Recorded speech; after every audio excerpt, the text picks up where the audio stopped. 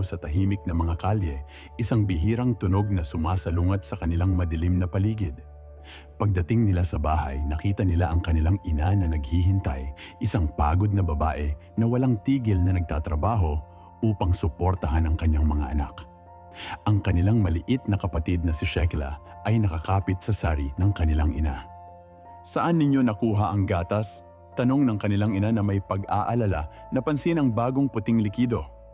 Nanatiling tahimik ang mga bata, umiiwas sa tingin, alam na kung aamin sila, maaari silang mapagalitan.